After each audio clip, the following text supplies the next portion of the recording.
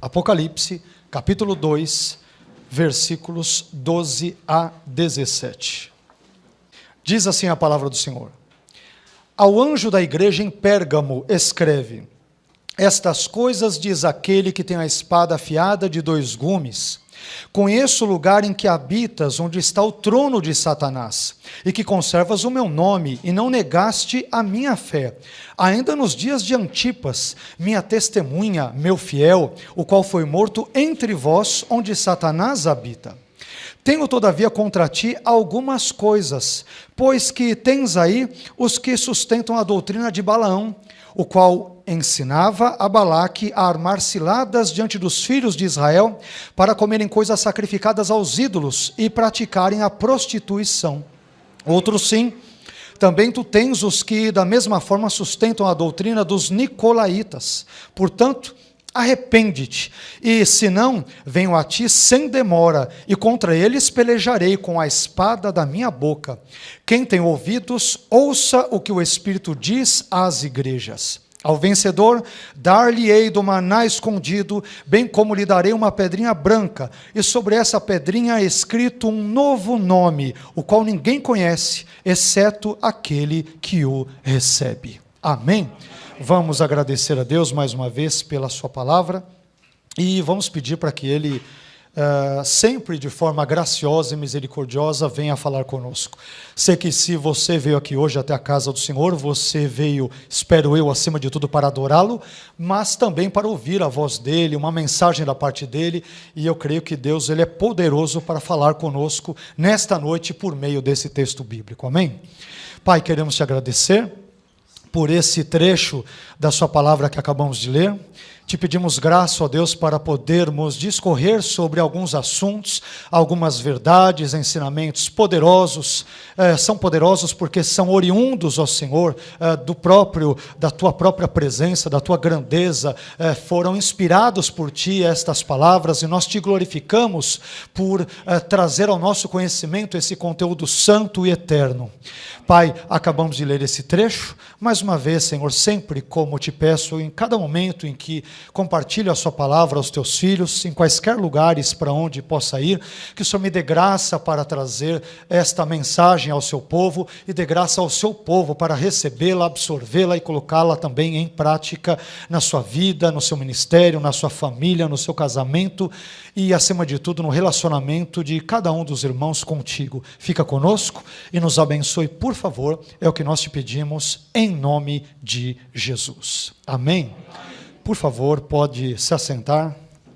Quando falamos da cidade de Pérgamo, Pérgamo era uma cidade que ela ficava mais ou menos entre 100 e 120 quilômetros de distância de Esmirna, e era uma cidade que, por ter sofrido um embargo comercial num determinado momento do seu passado, da sua história, esta cidade ela se viu impedida, por exemplo, de comprar folhas de papiro, egípcias, e por isso ela teve que preparar peles de animais curtidas como material de escrita.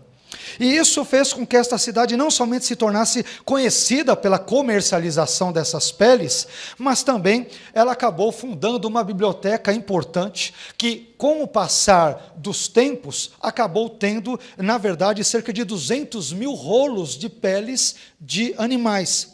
E é dessas peles de animais famosas de Pérgamo que surge aquela palavra muito conhecida, não somente em português, mas em várias línguas, mas no nosso caso em português a palavra pergaminho, e que também está presente no inglês, no francês e em outras línguas de uma forma geral.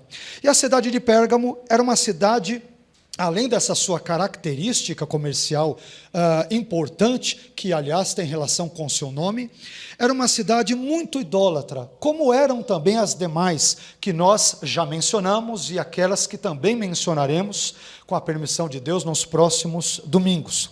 Então era uma cidade muito idólatra, que cultuava, por exemplo, o chamado Zeus Sóter, ou seja, um Zeus Salvador, e além disso adorava Esculápio, o deus da cura, que estava relacionado ou simbolizado por meio de uma serpente. Serpente esta que até hoje ela é vista como um símbolo da medicina em termos mundiais. E como se isto já não bastasse, essas idolatrias não bastassem, o próprio imperador romano acabava sendo adorado. Só que nós temos uma peculiaridade com relação à igreja de Pérgamo, que não existe na mesma proporção no que tange às demais cidades, as demais igrejas citadas. É que em Pérgamo ficava o centro do culto ao imperador romano. Todas as cidades, de uma forma geral, como províncias de Roma e assim por diante, cultuavam o imperador em tudo, mas a sede desse culto ao imperador ficava justamente em Pérgamo. E isso, vocês já podem imaginar o que isto significava para cristãos que queriam servir a Deus de uma forma correta, de uma forma sincera, de uma forma verdadeira, com todo o afinco e com toda a vontade, diante de uma cidade que tinha o imperador como a sua figura cultica, idolátrica maior. Então, é em meio a esse contexto idólatra que a igreja de Pérgamo está situada. Depois dessas brevíssimas considerações, creio que já seja importante nós entrarmos diretamente no texto, a partir do versículo 12 até o versículo 17. Separamos aqui em 5 partes, algumas delas com algumas subdivisões, outras não, para aprendermos algumas lições importantes de Apocalipse, capítulo 2, versículos 12 a 17. No versículo 12, nós já aprendemos algumas questões referentes ao destinatário e o remetente da carta. Quando falamos do destinatário, evidentemente ele muda a cada igreja, mas, num certo sentido, a identidade é a mesma. E aí nós encontramos escrito o seguinte, no que tange ao destinatário, versículo 12 de Apocalipse 2, parte A. E o destinatário, ele é assim nomeado: ao anjo da igreja em Pérgamo escreve. Ao anjo da igreja em Pérgamo. Nós já vimos em outras ocasiões que o anjo da igreja, ele é o pastor, ele é o bispo, é o líder daquela igreja naquela determinada localidade. E aqui com Pérgamo não é diferente. Jesus, ele está direcionando ou endereçando esta carta ao líder, ao bispo, ao pastor daquela igreja de Pérgamo. E já que mencionamos o próprio remetente, que é Jesus, nós encontramos na parte B do versículo 12 o seguinte: estas coisas diz aquele que tem a espada afiada de 2 gumes. Olha que declaração importante e forte de Jesus, que também é citada antes em Apocalipse, no capítulo 1. Mas eu creio que seja importante nós contextualizarmos esta identificação de Jesus, porque a cada igreja a qual ele se dirige, ele se identifica de forma distinta. Via de regra, revelando certos problemas ou características presentes naquela determinada igreja presente, existente numa determinada localidade. No caso de Pérgamo, possivelmente Jesus se identifica como aquele que tem a espada afiada de 2 gumes, porque sabia-se que o procônsul ou o governador romano, por exemplo, que residia em Pérgamo, ele tinha o poder outorgado por César de decidir quem viveria e quem morreria. Ele tinha o direito de tirar a vida de uma pessoa num determinado contexto, se essa, por exemplo, fosse vista como alguém que estava traindo Roma, ou todas as questões culticas, convencionais ou sociais romanas. Então, o procônsul, ele tinha esse direito. Especialmente tinha direito para executar os inimigos do Estado romano, todos aqueles que se levantassem contra. Então você já imagina um perigo que os cristãos corriam, e isso talvez explicará aquilo que ocorreu com um personagem importante desse texto, embora seja desconhecido, sobre o qual já falaremos em seguida.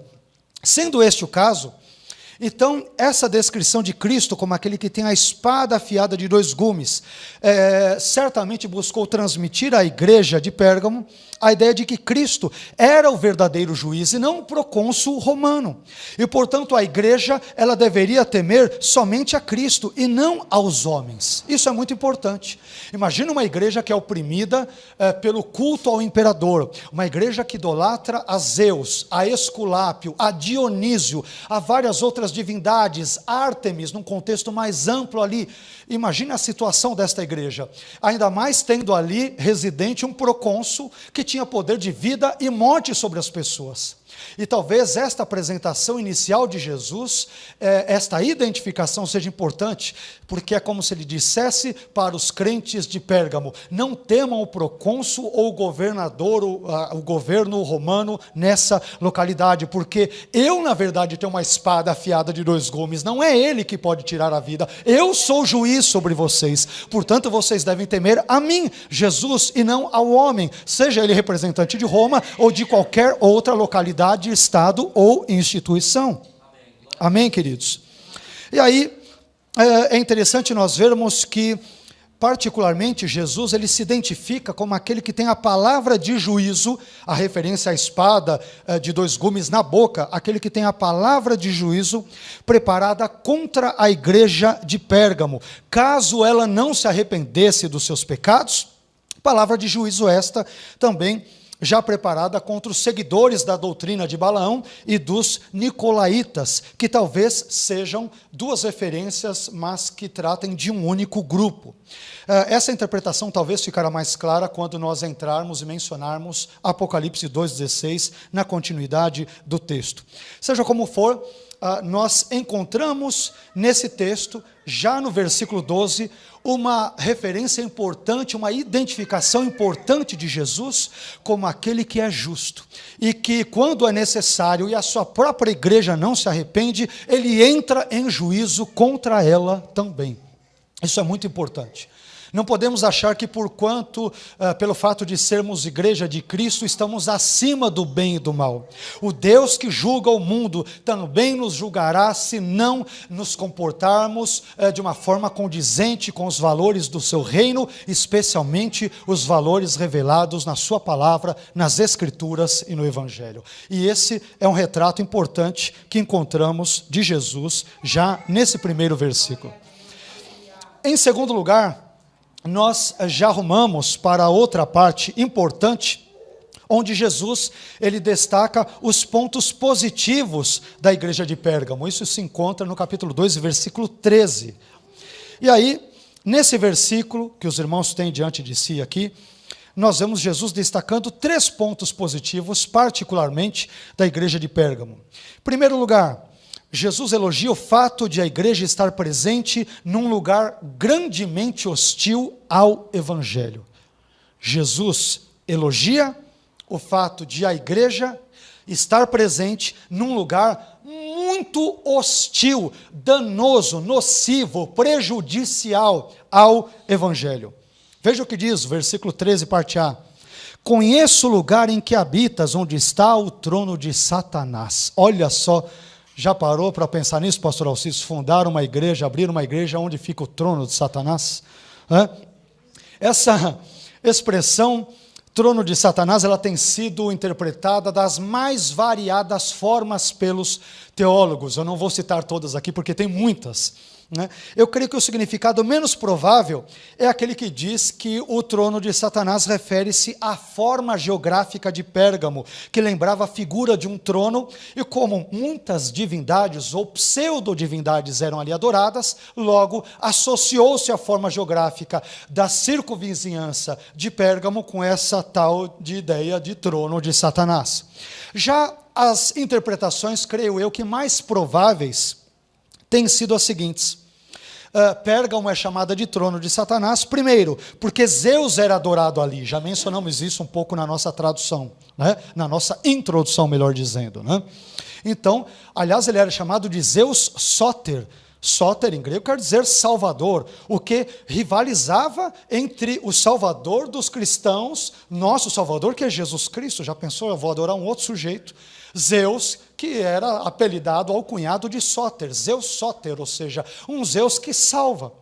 Para piorar as coisas, você tem uma outra explicação, que diz que o trono de Satanás tem esse nome ali na região de Pérgamo, porque Esculápio, ou Asclépio, o deus da cura identificado com a serpente, ele era adorado ali. E a serpente, nós cristãos muito bem sabemos, ela está associada, ela simboliza a figura de Satanás. Aliás, Esculápio também lhe era chamado de Esculápio Sóter, porque ele salvava, ele curava as pessoas na mentalidade pagã da época das suas doenças, da morte, da enfermidade. Então imaginem vocês cristãos vivendo nesse ambiente.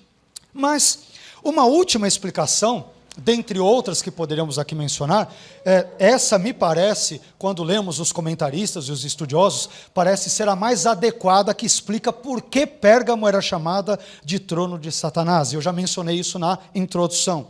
E talvez a opção mais correta seja esta: é porque ali havia o centro do culto ao imperador. E por isso que tinha essa ideia de trono de Satanás. Como as pessoas que muitas vezes eram surpreendidas adorando a outro Deus, ou rejeitando, renegando a César ou as divindades romanas, isto certamente lhes proporcionava certas represálias. E isto explica o porquê de a igreja ter passado momentos absolutamente difíceis, muito complicados, num ambiente social e religioso hostil, onde adorava-se ao homem, onde adorava-se as supostas divindades e não o próprio Cristo. E é por isso que Jesus elogia: olha só, vocês foram ter uma igreja justamente onde é o centro do culto ao imperador, onde é o trono do capeta, diriam outros. Aí que vocês me cultuam. E Jesus elogia isso: parabéns por me adorarem, por me cultuarem, por me servirem num lugar hostil à minha palavra e ao meu evangelho. Isso é importante. Daqui a pouco nós vamos trazer aqui algumas lições práticas, separei algumas poucas, mas é importante uma igreja que ela vai pregar o evangelho onde for necessário, ainda que esse lugar seja apelidado de trono de Satanás. Porque se Satanás está ali entronizado, é aí que é necessário que o evangelho chegue para destroná-lo, a fim de que Cristo reine, não somente ali, mas em toda a face da terra. Amém, queridos? Mas em segundo lugar, Jesus elogia a fidelidade da igreja a Ele. Primeiro, elogia o fato da igreja existir num lugar muito difícil, muito hostil à sua fé. Em segundo lugar, Jesus elogia a fidelidade da igreja a Ele.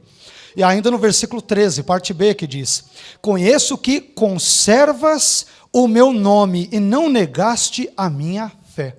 Olha só. Aqui, meus queridos, conservar o nome de Jesus não significa confessar verbalmente o nome de Jesus. E também não significa usar o nome de Jesus como se fosse uma espécie de amuleto mágico, capaz de trazer sorte, prosperidade ou algo do gênero, infelizmente, como muitos crentes ou supostos crentes têm feito por aí.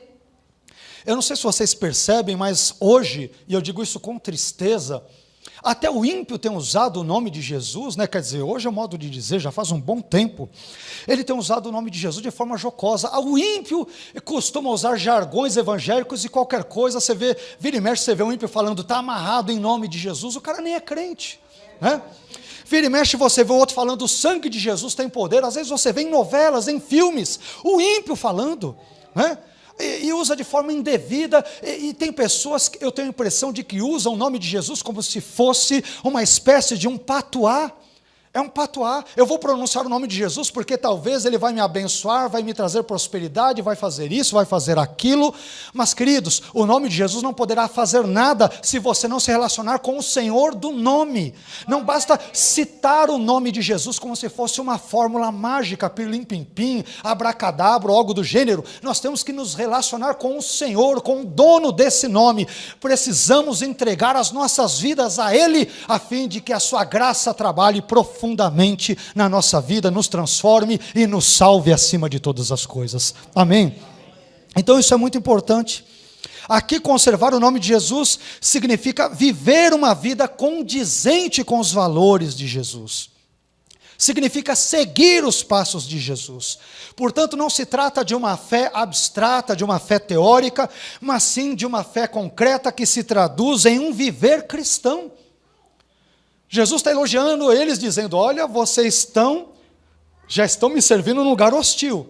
E nesse lugar hostil vocês são fiéis a mim. Vocês conservaram o meu nome, não negaram a minha fé, num momento onde muitos pagaram com a vida, pagaram com a sua própria vida e não renegaram a fé em mim. Vocês têm estado firmes nesse contexto. Parabéns por isso. Jesus os elogia. É claro que eles só são firmes na sua fé porque a própria graça de Deus os possibilita a fazer tal coisa, visto que sem a graça de Deus nós não conseguimos fazer absolutamente nada. Mas Em terceiro lugar, Jesus elogia o fato de um cristão de Pérgamo ter morrido por causa de sua fé em Cristo. Tem a ver com um desdobramento do segundo item que nós aqui mencionamos. Talvez poderíamos até incluí-lo juntamente com aquele, mas vejam o que diz Apocalipse 2, 13, parte C. Ainda nos dias de Antipas, minha testemunha, meu fiel, o qual foi morto entre vós, onde Satanás habita. Onde Satanás habita. Meus irmãos, à exceção desse texto, nós não sabemos praticamente nada sobre esse mártir cristão do passado chamado Antipas. O silêncio da história da igreja a respeito de um cristão tão importante como este, a ponto de ser elogiado pelo próprio Jesus, né, cuja fé e martírio foram elogiados pelo Jesus, é algo estranho. Mas eu creio que talvez isso nos ensine uma importante lição. Simples, mas creio eu que importante. Jesus, ele reconhece a fé daqueles que foram esquecidos pela história. Ele reconhece. Hoje nenhum de nós sabe quem foi Antipas. Jesus sabe quem foi, porque creu nele e pagou com a própria vida, né, pela sua fé em Cristo. Ele não voltou atrás e Jesus chega e fala: olha, quem dera vocês se mantivessem firmes na fé, como alguém no meio de vocês. Vocês devem conhecer a história dele, deveria ser famosa, um tal de Antipas. Hoje nenhum de nós sabe sobre ele. Eu te desafio, pegue qualquer volume de história da igreja dos mártires, raro será o livro que fará uma menção a ele. Nós não sabemos nada sobre ele. Antipas é um ilustre desconhecido, ninguém dá atenção para ele, mas Jesus diz: eu sei o que Antipas fez por mim. Ele confiou em mim. Ele pagou o preço com a sua própria vida, ele não renegou a sua fé em mim. Isso é importante, para que entendamos que talvez o reconhecimento que porventura nos faltar da parte dos homens, tenha certeza que graciosamente ele virá um dia da parte de Deus. Não se preocupe se homens, se instituições podem coroá-lo, ou diplomá-lo, ou darem troféus para você. Se preocupe com o fato de ter a sua fé elogiada e reconhecida por Cristo. Antipas é um ilustre desconhecido, mas Jesus estava vendo tudo aquilo que Antipas fez por ele, ao conservar a sua fé firme até o fim, a ponto de ter que pagar com a sua própria vida. Depois disso, meus irmãos, nós aprendemos outra questão importante, avançando um pouco mais no texto.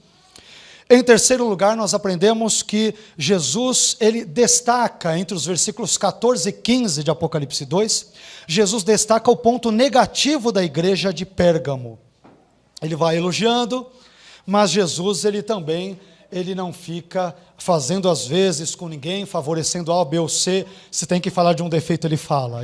Por isso que Jesus é maravilhoso, amém? Ele não fica passando panos quentes, passando a mão na cabeça de ninguém. Ele não fica negociando a sua verdade, visto que, na verdade, ele é a própria verdade. Aquilo que deve ser dito, ele fala, inclusive a sua própria igreja.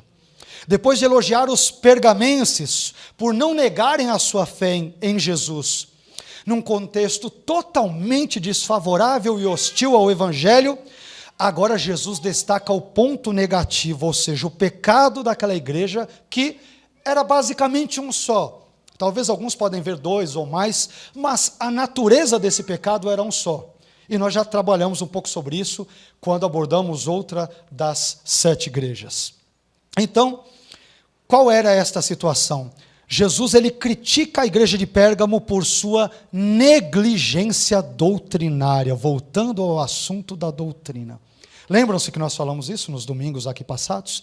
A importância da doutrina, de uma pregação ortodoxa, de um ensino bíblico na igreja, de não falar heresias e algo do gênero, e Jesus elogia as igrejas que pregam uma doutrina bíblica e aquelas que não fazem e toleram os falsos ensinos, ele desce a lenha. Se vocês duvidam, leiamos o que diz o texto. Versículo 14, parte A. Tenho todavia contra ti, falando contra o pastor da igreja de Pérgamo, o pastor que tem que ensinar as ovelhas. E, por extensão, a culpa é de todas as ovelhas. Está toda a igreja no mesmo buraco.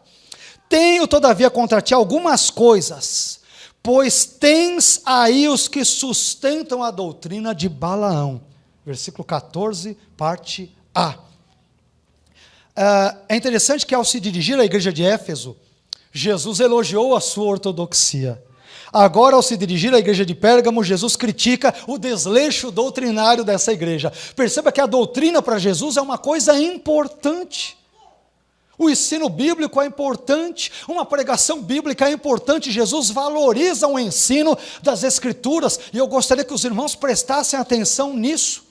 Vivemos em épocas tão complicadas, onde as pessoas têm negociado e relativizado a verdade do Evangelho em nome de A, B ou C, mas Jesus, ele valoriza uma pregação de fato bíblica, ortodoxa, coerente com os valores escriturísticos. Meus irmãos, uma das principais características de uma igreja saudável é o seu compromisso com o ensino bíblico. Atos 2,42 diz que os cristãos da igreja primitiva perseveravam na doutrina dos apóstolos, ou seja, eles permaneciam firmes no ensino do colégio apostólico. Eles viviam, na verdade, de tal forma em que eles seguiam as instruções e as diretrizes teológicas recebidas dos apóstolos. Mas em que consistia tal doutrina de Balaão? O próprio texto bíblico que lemos, que está diante dos senhores, se encarregará de esclarecer isso ao dizer no versículo 14, ainda a parte B. A doutrina de Balaão, o qual ensinava a Balaque a armar ciladas diante dos filhos de Israel para comerem coisas sacrificadas aos ídolos e praticarem a prostituição. Esse texto de Apocalipse 2,14 que citamos, nesse trecho, ele se baseia em Números 25, versículos 1 a 3, o qual diz, é importante lermos aqui para situarmos, contextualizarmos para os irmãos. Diz o seguinte: Israel deteve-se em Sitim, e o povo começou a prostituir-se com as filhas dos moabitas. Estas convidaram o povo aos sacrifícios dos seus deuses, e o povo comeu e inclinou-se aos seus deuses. Juntando-se, pois, Israel a Baal-peor, a ira do Senhor se acendeu contra Israel.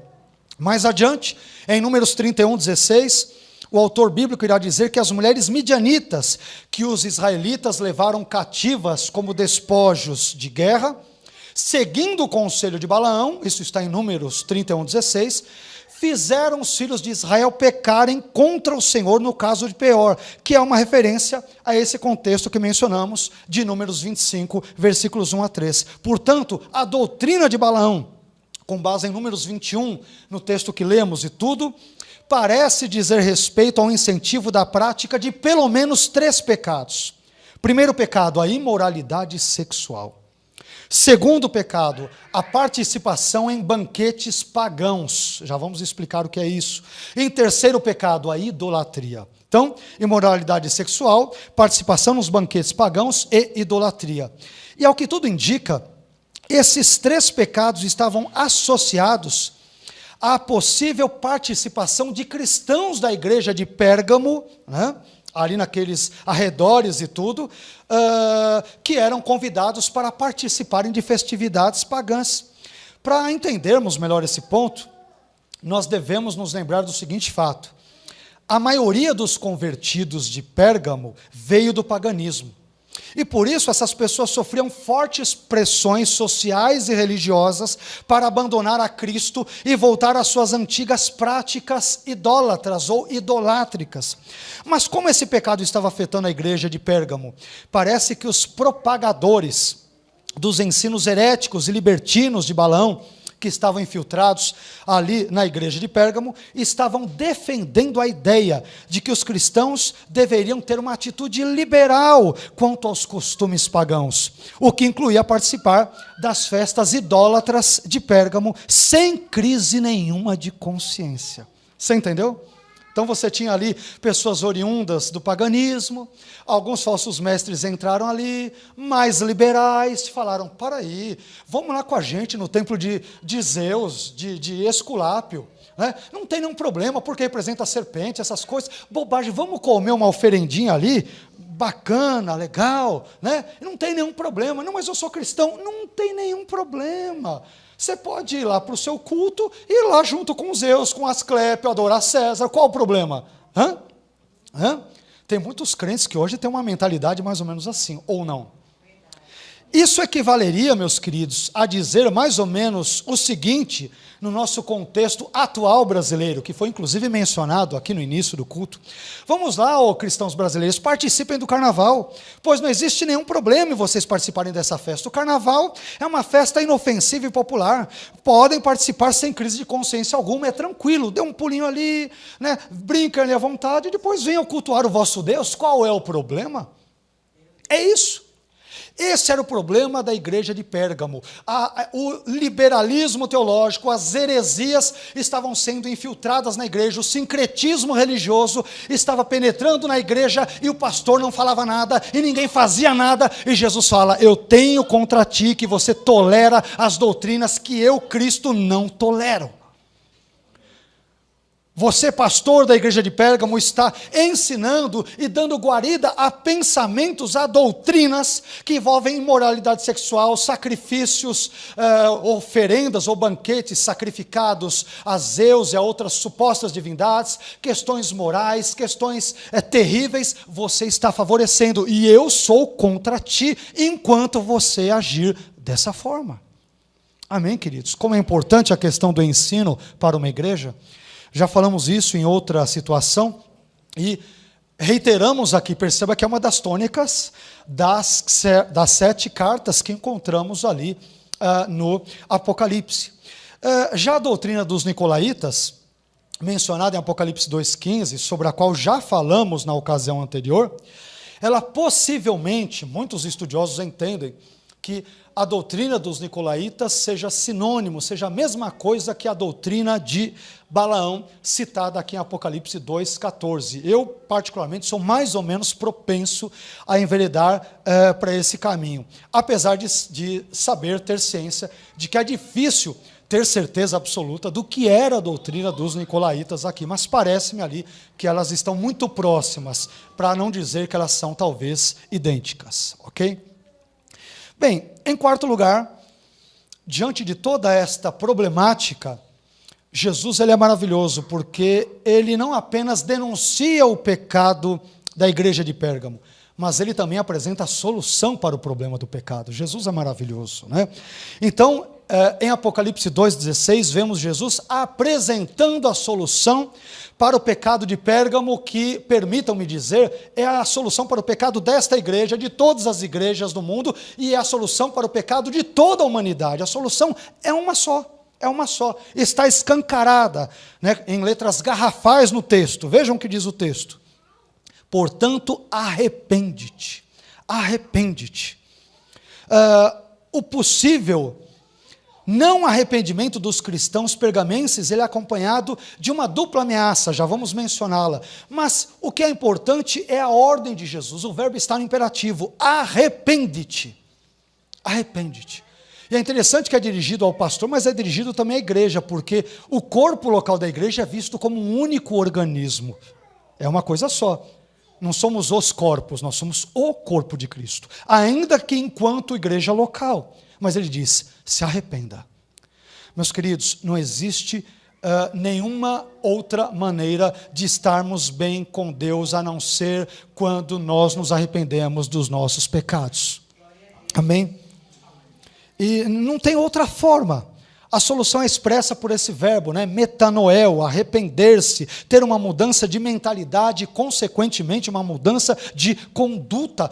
Você estava andando em direção ao pecado, você dá meia volta e deixa de andar naquela direção. É fazer a vontade de Deus, é fazer aquilo que é certo, é seguir as Escrituras.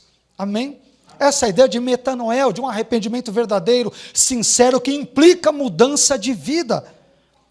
Esse recado de Jesus não é só para a igreja de Pérgamo, essa ordem de Jesus não é só para a igreja de Pérgamo, é para essa igreja hoje aqui presente à noite. Arrependam-se dos seus pecados, porque senão o Senhor virá e Ele virá em juízo contra mim e contra você, caso continuemos impenitentes e continuemos a levar a mesma vida que até então levamos.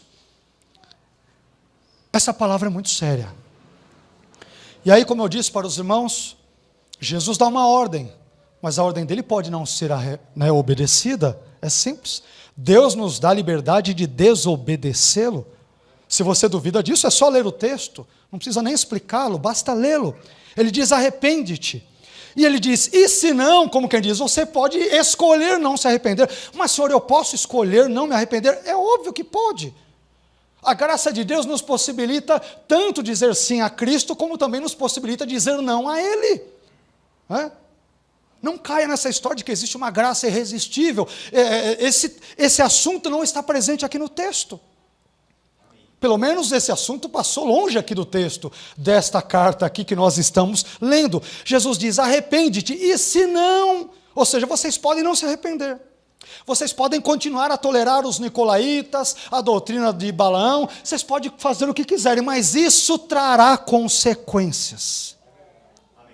Amém? Deus não irá nos forçar, né, a fazer certas coisas. Não existe um arrependimento forçado. Esse tipo de doutrina nem bíblica é. Mas, olha só, o possível não arrependimento dos cristãos pergamenses é acompanhado de uma dupla ameaça. A primeira ameaça de Jesus é dirigida contra a própria igreja de Pérgamo, nesses termos: e se não te arrependeres, venho a ti sem demora. Olha que palavra para a igreja. E meu irmão, põe a barba de molho, viu? Porque essa vinda de Jesus sem demora não tem nenhuma relação com a vinda iminente de Jesus. Jesus pode voltar daqui a 5 minutos para buscar a sua igreja. Não tem nada a ver. Trata-se, na verdade, de um juízo repentino que viria sobre a igreja impenitente de Pérgamo, caso ela não se arrependesse. Jesus diz: e se não te arrependeres, venho a ti sem demora. Ele não vem ao mundo em sua segunda vinda. O texto não está falando sobre isso, mas vem um juízo particular contra a igreja impenitente de Pérgamo, se ela permanecer nessa característica diante de Jesus. Essa ameaça de juízo da parte de Jesus nos ensina uma importante lição, que eu já mencionei agora há pouco. Jesus, e o que eu vou dizer é muito sério, meus irmãos, não queria nem ter que dizer isso, porque é muito sério. Mas Jesus é intolerante com aquelas igrejas que toleram o pecado público em seu meio e não se arrependem de agir assim. Ele é intolerante. Aqui nós não temos o pecado de uma pessoa oculto, estamos falando de um pecado público. Olha, estão ensinando a doutrina dos nicolaítas, de Balaão, no meio de vocês. Todo mundo está ouvindo e ninguém faz nada. Se vocês não mudarem de situação, eu, Jesus, virei, né, sem demora contra vocês. É um pecado público. Todo mundo está vendo e ninguém fala nada. O pastor fica calado, o diácono fica calado, o presbítero fica calado. Todo mundo, Jesus tem que chegar ele mesmo e falar: ô pastor, você não vai fazer nada não? O senhor vai deixar a doutrina, a heresia rolar? O senhor não vai chegar e não vai chegar e falar: está tudo errado? O senhor não vai protestar? O senhor não vai dizer: não, o evangelho ele não pode ser negociado? O senhor vai ficar calado, pois eu, Jesus, vou falar e vou dizer: mude de conduta ou eu vou tirar você daí. Meus irmãos, isso é muito sério. Vocês entenderam porque a doutrina de uma igreja é algo importante? É a parte mais importante da igreja. O compromisso dela com a palavra de Deus, com os ensinos dos apóstolos, com o conteúdo bíblico. Irmãos, por isso que nós temos enfatizado durante um bom tempo nessa igreja, a escola dominical, o culto, pregações como esta. Não é porque queremos ser melhores do que outros, não somos miseráveis pecadores, como quaisquer outros são, mas não queremos receber esse tipo de reprimenda de Jesus. Somos imperfeitos, somos pecadores, eu que o diga. Mas eu peço ao Senhor que nos dê graça para ensinarmos uma doutrina bíblica, para pregarmos o Evangelho, para vivermos o Evangelho, a fim de que o nome do Senhor seja glorificado, pessoas sejam salvas, amém? Mas a segunda ameaça de Jesus é dirigida contra os propagadores da doutrina de Balaão e dos nicolaítas. O versículo 16, parte C, a parte final diz: e contra eles, isto é, contra os propagadores da doutrina de Balaão e dos nicolaítas, pelejarei com a espada da minha boca. Como já adiantamos alguns versículos atrás, Jesus se identificou em Apocalipse 2,12 como aquele que tem a palavra de juízo preparada contra a igreja de Pérgamo, caso ela não se arrependesse dos seus pecados, e também contra os propagadores e seguidores da doutrina de Balaão e dos nicolaítas, que talvez, como já também adiantamos, talvez sejam um mesmo grupo. Jesus diz: eu vou entrar em juízo para com o meu povo, se não se arrepender, e para com estes falsos mestres que têm disseminado uma doutrina mentirosa e também estão estragando a minha igreja. Eu vou entrar em juízo contra um e contra o outro. Irmãos, isto é sério. Isto é sério. Então, talvez agora os irmãos entendam o porquê de termos dado, né? Claro que sempre buscamos fazer isso, desde que os irmãos nos conhecem, mas termos dado uma importantíssima ênfase nos últimos tempos sobre este assunto, porque estudar a Bíblia, ter uma doutrina bíblica, ortodoxa, né, ter um conhecimento, ainda que razoável, da sua fé em Cristo, de uma forma, né, vigorosa, isso é muito importante. E aí nós nos deparamos com o nosso último ponto, caminhando quase para o término aqui da nossa fala. Em quinto e último lugar, no versículo 17, Jesus ele faz uma promessa dupla aos cristãos penitentes, não impenitentes, aos cristãos penitentes de Pérgamo. E essa promessa ela tem dois aspectos, como nós aqui mencionamos. Primeiro, Jesus promete dar ao vencedor do maná escondido. Olha que coisa interessante, né?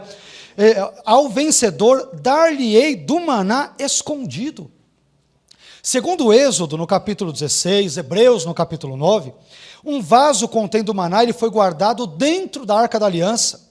E quando o templo ele foi destruído, as literaturas apócrifa e pseudepígrafa, respectivamente, de 2 Macabeus e Apocalipse de Baruque, elas disseram, por exemplo, que Jeremias ou um anjo havia salvo a Arca da Aliança contendo o maná, e que eles, a arca e o maná, foram preservados miraculosamente até a chegada dos tempos messiânicos, quando então o maná se tornaria novamente o alimento do povo de Deus.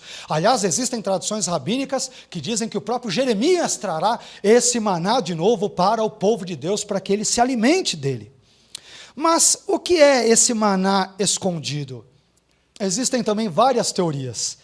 Em Apocalipse, nessas cartas, quando a gente fala de trono de Satanás, de maná escondido, de pedra branca, de trono de Satanás, essas coisas todas, existem várias teorias, né? Eu separei apenas algumas que eu achei das mais relevantes.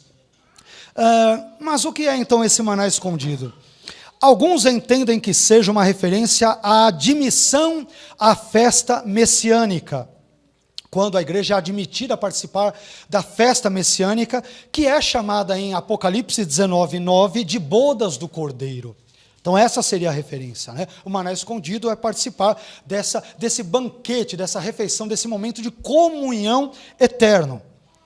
Uma outra interpretação diz que o maná escondido, ele se refere ao próprio Cristo simbolicamente, visto que Cristo é o pão da vida e que é Ele quem manterá comunhão com o crente durante toda a eternidade. Eu, particularmente, creio que talvez uma resposta que combine esses dois elementos seja mais apropriada, ou seja, o maná escondido diz respeito ao banquete messiânico que será desfrutado na presença daquele que é o próprio pão da vida. Então, a meu ver, tem esse tipo de relação. Evidentemente não somos donos da verdade, mas eu entendo que esta seja uma perspectiva bem bíblica e bem coerente com os dados das Escrituras. Em segundo lugar, meus irmãos, Jesus promete dar ao vencedor uma pedrinha branca, contendo um novo nome nela escrito. Veja o que diz o versículo 17 de Apocalipse 2. Bem como lhe darei uma pedrinha branca, e sobre essa pedrinha escrito um nome novo, o qual ninguém conhece, exceto aquele que o recebe. Aqui, só nessa questão da pedrinha, duas questões importantes. Você vê que quando a gente começa a estudar um pouquinho a Bíblia, o que não ocorrem de situações e nós temos que explicá-las. Ainda que saiamos daqui com uma ou outra dúvida, grosso modo já entendemos o fio da meada daquilo que foi exposto. Mas duas questões surgem sobre essa parte do versículo que nós lemos. Primeira, o que significa essa tal de pedra branca? O que quer dizer ela? Várias respostas também foram dadas. Eu vou citar aqui duas das principais, existem outras. Dependendo dos autores aí que vocês pesquisarem, vocês encontrarão 5, 6, 7, 8, 10 explicações para o que é a tal da pedra branca, né? Então, os teólogos concordaram em discordar acerca do que significa esse objeto escatológico futuro. Eu quero destacar duas. Primeira, a pedra branca é uma pedra dada às pessoas que eram absolvidas de terem cometido um determinado crime, de acordo com leis dos tribunais de justiça da antiguidade. Em contraste com uma pedra preta, ou negra, escura, que aqueles que eram culpados, eles acabavam recebendo. Então, se essa for a interpretação adequada, os crentes recebem uma pedra branca porque nenhuma condenação pesa sobre eles, conforme Romanos 8, e eles já passaram da morte para a vida, e eles viverão com Cristo eternamente, né? Já foram absolvidos, não pelo seu mérito próprio, mas pelos méritos de Cristo, do Cordeiro. Amém? Esta seria a primeira interpretação. A segunda interpretação diz que a pedra branca era um bilhete que o vencedor dos jogos atléticos, presentes também em Pérgamo, recebia, a qual permitia que ele fosse admitido junto às mesas onde ele se alimentaria de um grande banquete às custas do dinheiro público ali promovido por aquela localidade. Em razão da interpretação que demos anteriormente ao banquete messiânico e tudo, eu creio que talvez essa última interpretação seja mais adequada, aquela de um ingresso, de um bilhete para você entrar, você se sagra vencedor numa competição e você participa de um banquete juntamente com outras pessoas. E por que eu penso isso? Porque o texto termina dizendo ao vencedor. Né? Então, ligando uma coisa com a outra, nenhuma interpretação é perfeita, mas eu creio que esta seja mais adequada, tendo em vista os dados, as informações que temos sobre esse texto. E aí, nós temos outra questão também importante. A segunda questão que surge nesse versículo, já estamos quase concluindo, diz respeito a natureza desse novo nome gravado na pedra branca. Então, primeiro, é problemático identificar o que é a pedra branca, vocês viram, né? Segundo, o indivíduo receberá uma pedra branca com um novo nome escrito. Então, os teólogos discutem o que é o novo nome escrito. O teólogo parece que não tem o que fazer, né?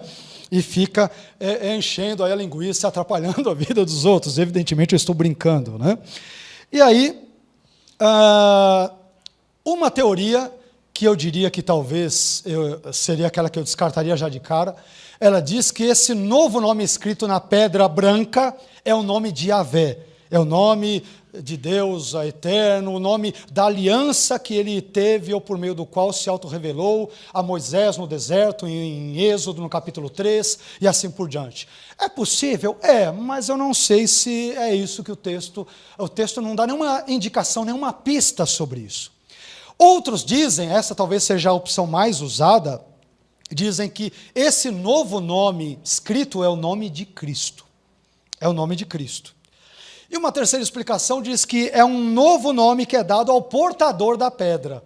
Então essas duas são as mais usadas, ou é um novo nome ali de Cristo, ou é algo aí que envolve algo particular para aquele que recebe esse tipo de pedra, que certamente envolve o seu ingresso na eternidade no banquete messiânico.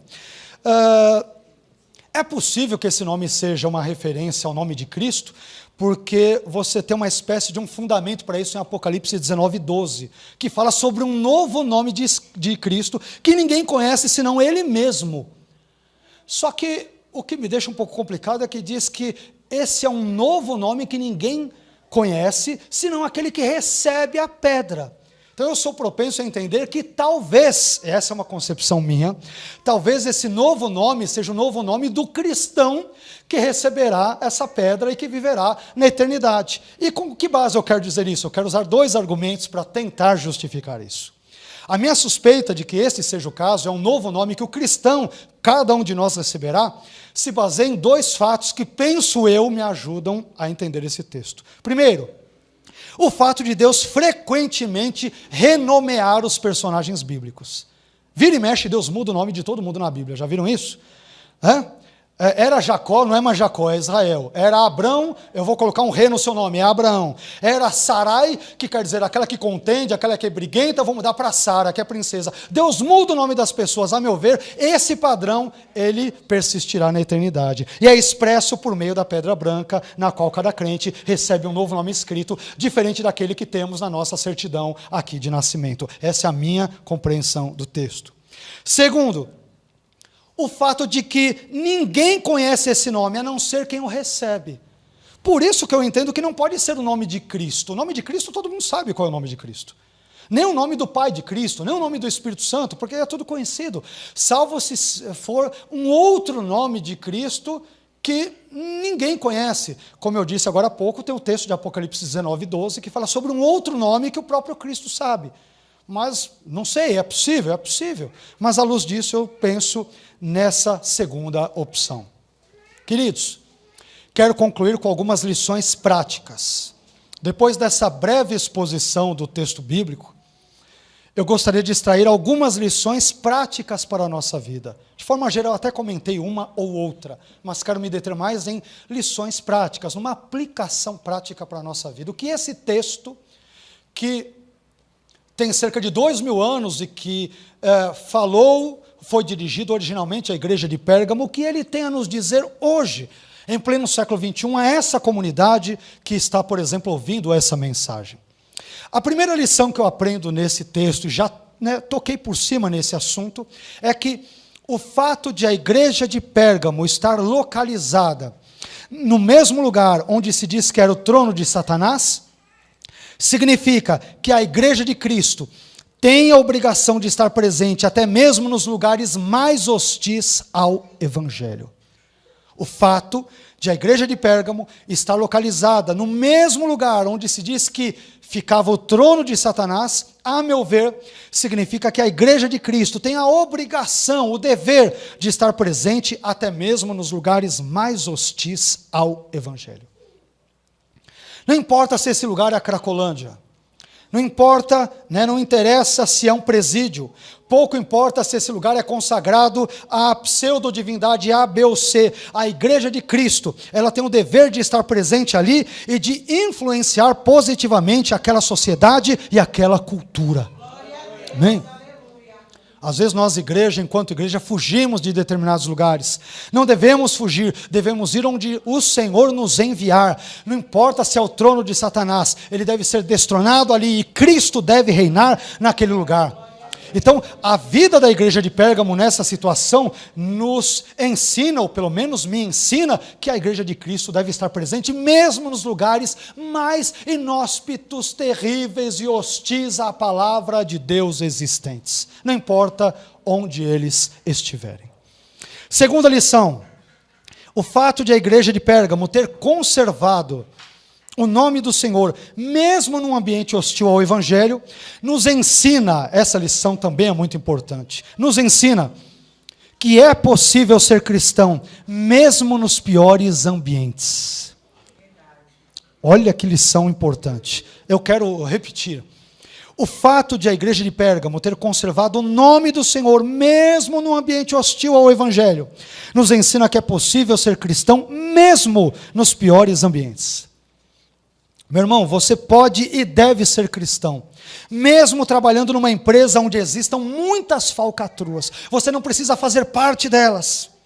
Você pode e deve ser cristão, mesmo estudando numa universidade que vive apregoando valores e filosofias ateístas, marxistas e feministas. Você pode fazer a diferença nesta universidade. Você pode e deve ser cristão, mesmo vivendo em uma sociedade imersa nos mais variados tipos de pecados, como é a sociedade brasileira em que eu e você vivemos. Se a igreja de Pérgamo, vivendo no mais hostil dos ambientes, conseguiu, com a ajuda da graça de Deus, conservar o nome do Senhor, então você também consegue. Com a graça de Deus, nós conseguiremos ser fiéis ao nosso Senhor. Amém, queridos? Em terceiro e penúltimo lugar, terceira lição. O fato de Pérgamo ser considerada o centro do culto ao imperador, a César, e culto este, obviamente, abominável aos olhos de Deus, serve-nos de advertência quanto a outro fato, o fato de que não devemos cultuar pessoas, mas só devemos cultuar a Deus. Não devemos cultuar pessoas, devemos cultuar a Deus. Neste sentido, temos muito a aprender com Pedro, que ao ver o centurião Cornélio ajoelhado diante dele em atitude de adoração, o levantou e disse: levanta-te, porque eu também sou homem. Eu imagino que se Cornélio vivesse nos dias de hoje e desse uma abaixadinha diante de alguns aí, ele falaria: me adora mesmo, me adora mesmo porque eu sou o cara, eu sou o pregador, eu sou o teólogo, eu sou o fulano de tal, eu sou a cantora do momento, eu sou o ungido. Pedro que andou com Jesus, que foi usado pelo Espírito Santo para fazer milagres, falou: ô rapaz, levanta aí, eu sou homem, eu sou homem. Irmãos, isso é importante porque nós vivemos numa época de culto a personalidades. Até no Brasil, pessoas que adoram pastores. Eu não tenho nada contra você ter admiração e consideração e respeito, mas adorar pastor, meu irmão, o único pastor que adoro é Jesus de Nazaré, o sumo pastor. Mas tem algumas modas, muitas vezes vistas até na internet, pessoas adorando teólogos, adorando pastores, adorando denominações. Meu irmão, adore a Deus, para de reavivar, de trazer das cinzas esse culto ao imperador, cultuando teólogos, pastores, celebridades gospel ou algo do gênero. Adore apenas a Deus. E em quarto e último lugar, a quarta e última lição que eu quero trazer para não cansá-los mais do que já fiz, é que, como igreja de Cristo que somos, não devemos tolerar o ensino daquelas doutrinas que o próprio Jesus não tolera. Como igreja de Cristo que somos, não devemos tolerar o ensino daquelas doutrinas que o próprio Jesus não tolera. Hoje existem igrejas que, para não perderem membros influentes para outras igrejas, ou para não verem as suas arrecadações mensais despencarem, eles acabam sacrificando a pureza do Evangelho e relativizando as verdades anunciadas por Jesus e pelos apóstolos. Meu irmão, jamais negocie a verdade do Evangelho. Em razão do que quer que seja, mantenha-se sempre fiel às doutrinas bíblicas. E eu tenho certeza de que Deus abençoará profundamente, poderosamente e graciosamente a sua vida. Amém? Que Deus nos ajude a sermos fiéis a Ele, a não negociarmos, a não vendermos, a não barganharmos as verdades inegociáveis da fé cristã, a fim de que Jesus não venha, quando menos esperarmos, talvez, a ser repreendidos por Ele. Essa igreja aqui, ela tinha algo bom. Ela era fiel, foi fiel. O Senhor disse: olha, você conservou o meu nome, não negou a minha fé, mas vocês são frouxos no que tange ao aspecto doutrinário. Tem gente ensinando promiscuidade, ensinando impureza sexual, vindo com umas doutrinas de Balaão, dos nicolaítas. O pastor e todo mundo fica quieto, não fala nada. Jesus disse: você tem coisas boas, mas eu tenho isso contra você. Meu irmão, que Deus nos ajude a preservarmos o Evangelho na sua pureza. Não precisamos acrescentar nada ao Evangelho. O Evangelho basta, amém? Não precisa do Evangelho e a sua vã filosofia, o Evangelho e o seu achismo, o Evangelho e aquilo que talvez imaginemos do Evangelho. O Evangelho sozinho é suficiente para salvar uma humanidade pecadora, tal como eu e você. E eu gostaria que você ficasse nesta noite com essa palavra vinda do Senhor, amém? Que Deus abençoe a sua vida, a nossa vida, em nome de Jesus. Amém?